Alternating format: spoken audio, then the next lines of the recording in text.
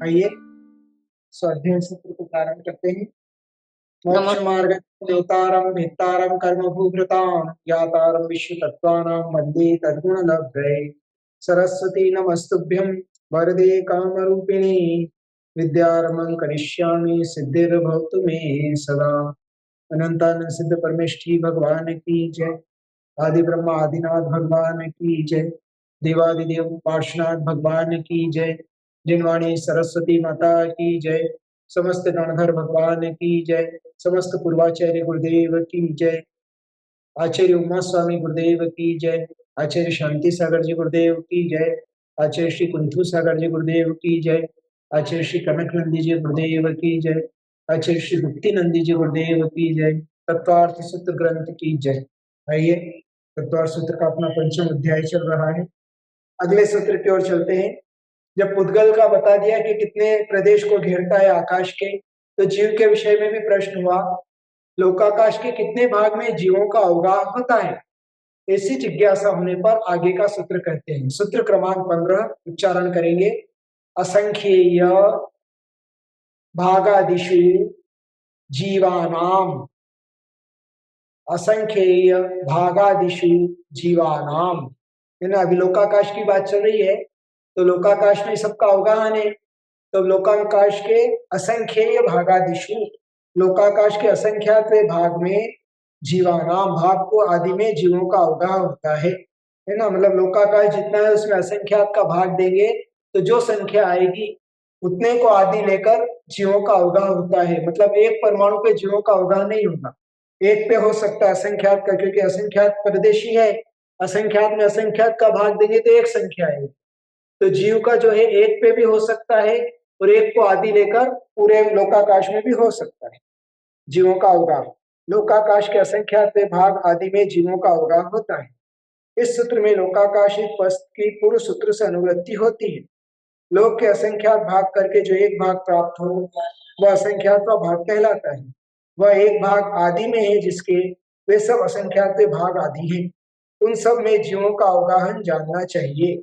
विशेषार्थ एक एक असंख्यात भाग में, अर्थात लोकाकाश के असंख्यात भाग में जो प्रदेश होते हैं उसमें एक जीव रह सकता है। इस प्रकार 2, 3 और 4 आदि असंख्यात भागों से लेकर सब लोक पर्यंत एक जीव का अवगाहन जानना चाहिए। किंतु नाना जीवों का अवगाह सब लोक में ही होता है। केवली समुद्घात की अपेक्षा एक जीव के असंख्यात प्रदेश लोकाकाश के असंख्यात प्रदेश में समा जाते हैं। लैंग्वेज थोड़ी सी कठिन लग रही होगी, मैं आपको समझा देता हूँ।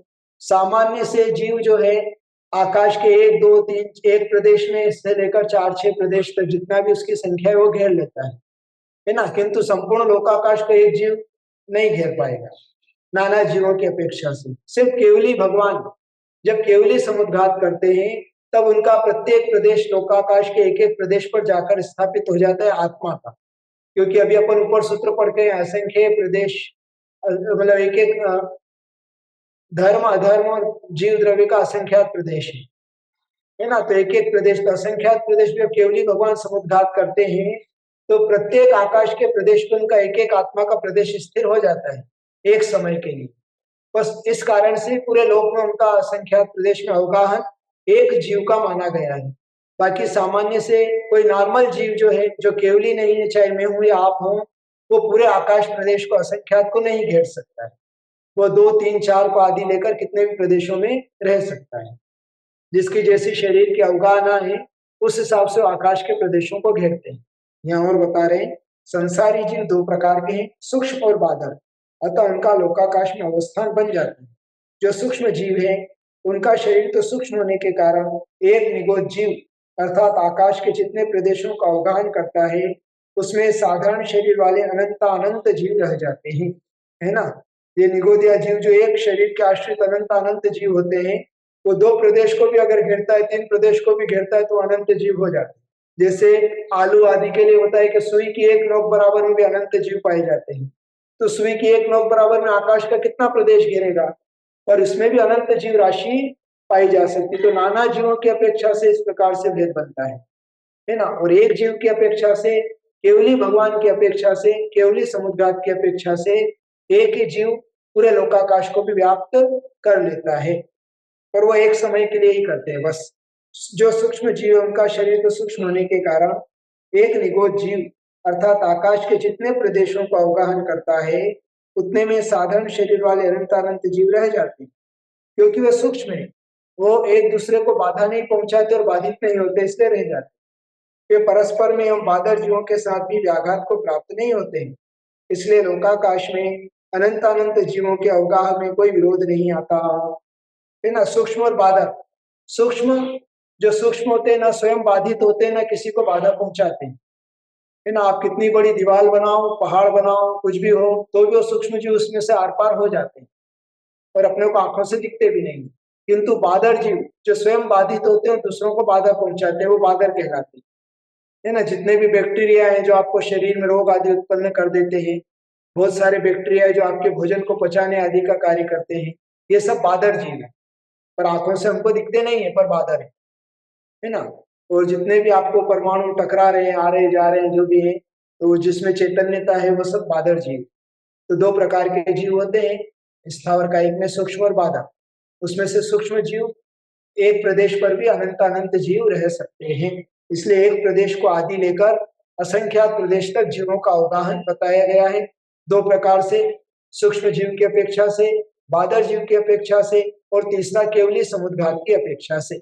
एक जीव लोक के असंख्यात भाग में भी रहता है, जबकि उसके प्रदेश लोकाकाश के बराबर है, अतः उसे सब लोक में व्याप्त होकर रहना चाहिए। ऐसी जिज्ञासा होने पर आगे का सूत्र कहते हैं। प्रश्न ये है कि असंख्यात भाग में भी जब एक जीव रहता है, किंतु जीव में तो असंख्यात प्रदेशी है, जैसे धर्म और अधर्म द्रव्य असंख्यात प्रदेशी है, तो उसी प्रकार से उसको भी शब्द लोक में व्याप्त होकर रहना चाहिए। वो एक जगह कैसे रह जाता है, ऐसा कैसे संभव है, एक स्थान में कैसे रह जाता है? तो उसके लिए उदाहरण दे रहे हैं। बहुत छोटा सा सूत्र है, प्रदेश संहार विसर्पाभ्याम प्रदीपवत, प्रदेश संहार विसर्पाभ्याम प्रदीपवत, प्रदीपवत प्रदीप अर्थात दीपक के समान, प्रदेश संहार प्रदेशों का संकोच विस्तार होने के कारण, दीपक के समान जीव का संकोच विस्तार स्वभाव होने के कारण लोकाकाश के असंख्यात भागादि में जीवों का अवगाहन बन जाता है। लब्धाध्याय दृष्टांत सूत्र है, इसमें जलते हुए दीपक का उदाहरण दिया है। जैसे जलते हुए दीपक को हम किसी छोटे कमरे में रखते हैं तो उसका प्रकाश एक छोटे कमरे में समा जाता है, बड़े में रखते हैं तो बड़े में समा जाता है। उसी प्रकार जीव संकोच विस्तार शक्ति के कारण छोटे बड़े शरीर में समा जाता है, अर्थात तो असंख्यात प्रदेशी जो आत्मा है वह एक सूक्ष्म एक अणु बराबर स्थान में भी समा जाती है, अनंत जीव समा जाते हैं। और हाथी की काया हो तो हाथी के रूप में भी आत्मा के प्रदेश फैल जाते हैं, असंख्यात प्रदेश। मनुष्य की काया तो मनुष्य की काया के रूप हो जाते हैं।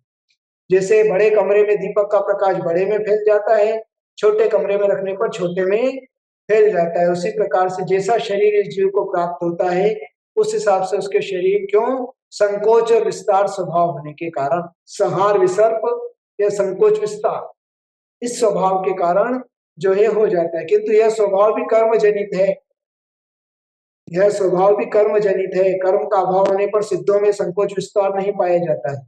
वह अंतिम शरीर के आकार से कुछ कम रूप में सिद्ध भगवान के आत्म प्रदेश वहां पर स्थिर रहते हैं सिद्ध लोक में। अब आगे इन द्रव्यों के कार्य और स्वभाव क्या है वो बता रहे हैं सूत्र क्रमांक 17 से।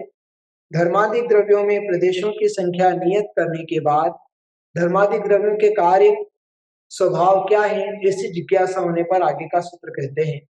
सूत्र क्रमांक 17, गति स्थित्युप ग्रहो धर्माधर्मयो रूपकारः, गति स्थित्युपग्रहो धर्माधर्मयो रूपकारः। गति प्लस स्थिति प्लस उपग्रहो प्लस धर्म प्लस अधर्मयो प्लस उपकारः, ये संधि विग्रह हुआ। गति और स्थिति में निमित्त होना यह क्रम से धर्म द्रव्य और अधर्म द्रव्य का उपकार है, अर्थात धर्म द्रव्य गति में सहायक है और धर्म द्रव्य स्थिति में सहायक है, निमित्त है। यह इन दोनों द्रव्यों का उपकार है ना। ये क्या करते हैं तो उपकार करते हैं, किस पर करते हैं तो आगे बताने वाले। तो स्थिति अर्थात ठहरना और गति अर्थात चलना। तो जो गमन में चलने में सहायक है निमित्त मात्र है। कोई चलना चाहे तो चले, नहीं चलना चाहे तो नहीं चले। तो चलने में सहायक मात्र है वह धर्म द्रव्य है, और स्थिति में जो सहायक है वह अधर्म द्रव्य। धर्म द्रव्य गति में एवं अधर्म स्थिति में निमित्त होते हैं, यही इन दोनों द्रव्यों के उपकार है।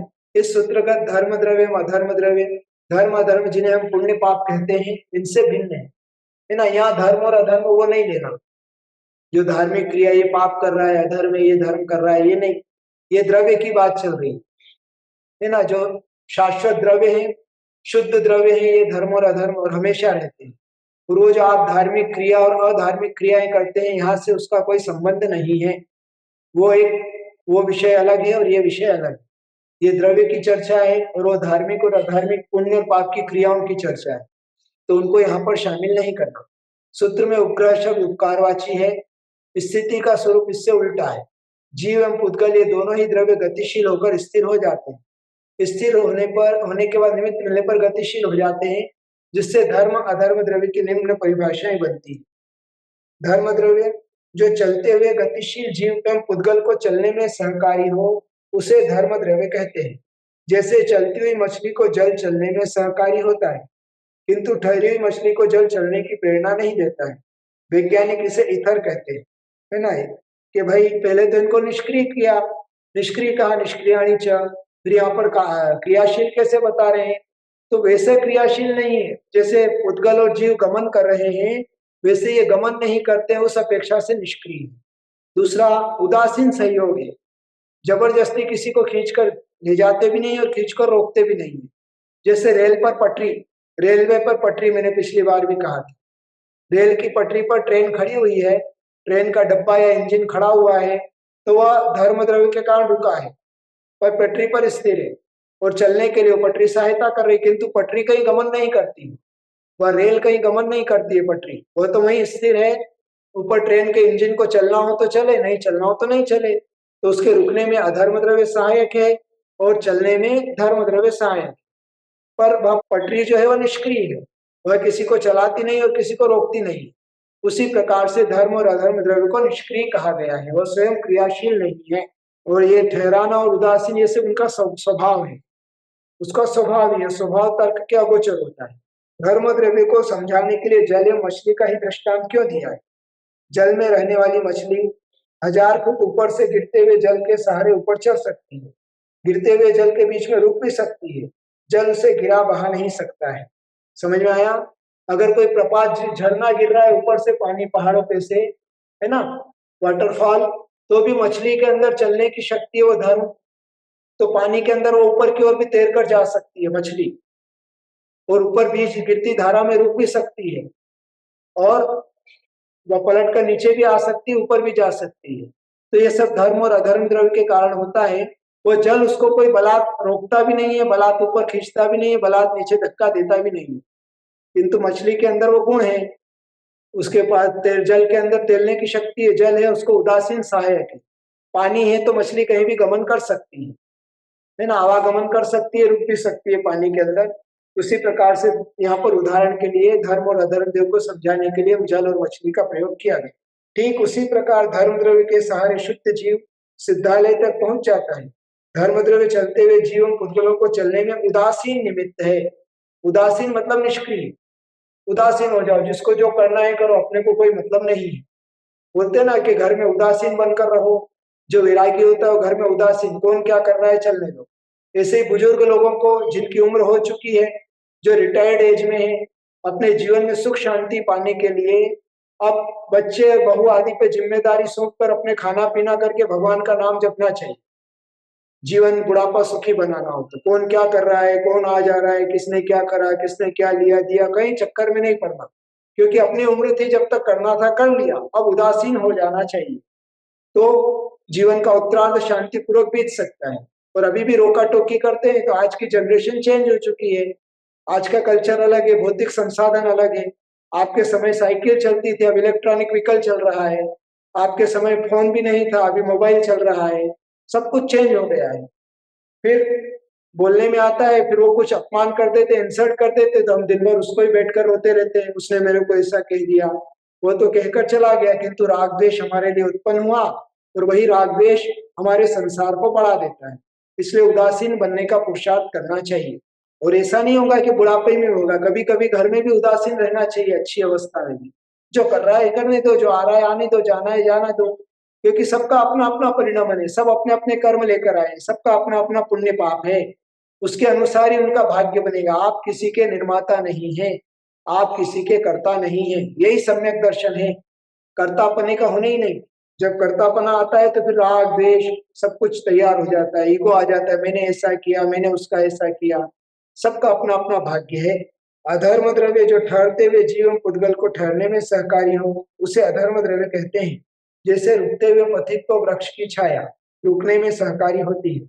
वैज्ञानिक इसे मोमेंट्स ऑफ इनर्शिया, जड़त्व गुण का सिद्धांत कहते हैं। अधर्म द्रव्य को समझने के लिए पथिक एवं वृक्ष की छाया का ही दृष्टांत क्यों दिया है? वृक्ष की छाया हमेशा वृक्ष के समीप आसपास ही रहती है। पथिक यदि छाया देखकर रुकना चाहे तो रुक सकता है, अन्यथा गतिशील पथिक छाया में से निकल भी जावे तो छाया उसे रोकती नहीं है। अर्थात गतिशील वस्तु को छाया रुकने की प्रेरणा नहीं करती है, क्योंकि अधर्म द्रव्य ठहरते हुए जीव पुद्गलों को ठहरने में उदासीन निमित्त है। जीव और पुद्गल सक्रिय द्रव्य है, बाकी सब निष्क्रिय द्रव्य है ना। तो जीव और पुद्गल गमन करते हैं या ठहरते हैं, तो धर्म और अधर्म द्रव्य का उसमें उदासीन सहायक निमित्त होती है, मात्र उसको निमित्त बना लेते हैं और कुछ भी नहीं। जैसे मैं अभी यहाँ से बोल रहा हूँ और शब्द आपके कर्णपटल पर आ रहे हैं, तो वह धर्म द्रव्य के माध्यम से ही आपके कानों तक वह शब्द पुद्गल है। वह पुद्गल आपके कानों पर जाकर पड़ रहा है, और आपका जो स्वर, आपका जो कर्ण का यंत्र है, जो आत्मा के प्रदेश हैं, वो उसको ग्रहण कर रहे हैं, और आत्मा के प्रदेशों के माध्यम से आप मति ज्ञान और शुद्ध ज्ञान के द्वारा इन शब्दों को जान रहे हैं, है ना। उसमें सब में धर्म द्रव्य सहकारी है। वो आपके कर्ण पटल पर आकर जब शब्द रुक गए, वहां अधर्म द्रव्य कार्य करता है, उसके पहले धर्म द्रव्य कार्य करता है। इसी प्रकार सभी जगह लगा लेना। चलिए, आज समय अपना हो चुका, इतना ही रखते हैं। जिनवाणी के ज्ञान से सूझे लोकालोक, सुवाणी मस्तक चढ़ो सदा दे मोहन। हे जिनवाणी भारती तो जो बोधिन रेन, जो तेरा शरणागत है सुख पावे सुख चैन। 9 बार नमोकार मंत्र का जाप करेंगे। सबके लिए बहुत सारा मंगल आशीर्वाद।